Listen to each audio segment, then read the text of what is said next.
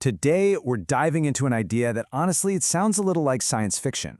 We're talking about performing microsurgery on the brain of an AI, fixing its mistakes one single neuron at a time. Okay, so picture this. You've got this massive AI, billions of parts all working together, and when it messes up, instead of having to rebuild the whole thing, what if you could just add one tiny new piece to fix it? It's a wild thought, but it's the very core of what we're unpacking today. And look, this is not just some abstract academic problem. The stakes here are incredibly high. I mean, think about it.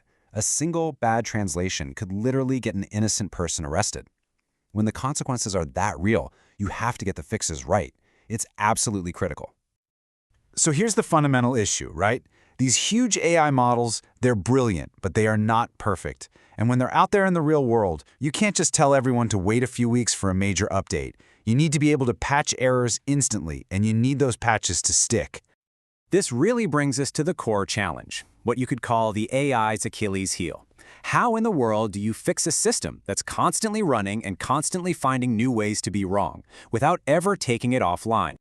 Now, there's actually a technical name for this challenge. It's called sequential model editing, or SME for short.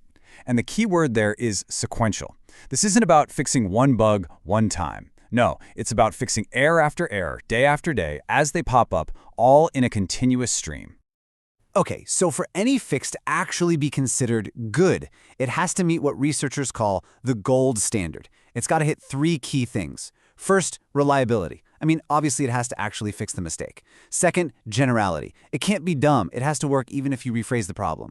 And third, locality. And listen, this one is the real kicker. The fix can't break anything else. It can't create new problems or, even worse, undo the fixes you just put in. So, we know exactly what a perfect fix should look like, but hitting all three of those goals?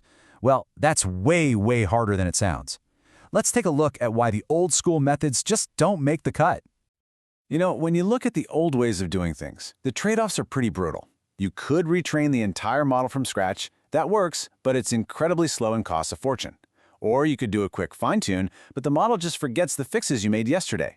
Then you've got these other clever approaches, like hypernetworks, which seem promising, but they just become unstable and break after a few edits. The bottom line, none of these are ready for prime time. And that right there is the key problem. These older methods all suffer from something called catastrophic forgetting. It's exactly what it sounds like. In the process of learning one new thing, they just wipe the slate clean on old knowledge. It's like teaching a student a new history fact, and they suddenly forget how to do basic math. It's a disaster. But what if we stopped using a sledgehammer and picked up a scalpel instead? What if we could get surgical? Well, this is where a brand new approach enters the picture. The idea behind this new method, which is called transformer patcher, is just so brilliantly simple. First rule, freeze the original model. Don't touch a single thing that's already working. You preserve all of that hard-earned knowledge. So here's the play-by-play. Step 1, the AI makes a mistake. Step 2, you add a tiny new component. Literally, think of it as a single neuron to the very last layer of the model. And step 3, you train only that new neuron to wake up and correct that very specific error, leaving the entire rest of the model alone. Think of it this way.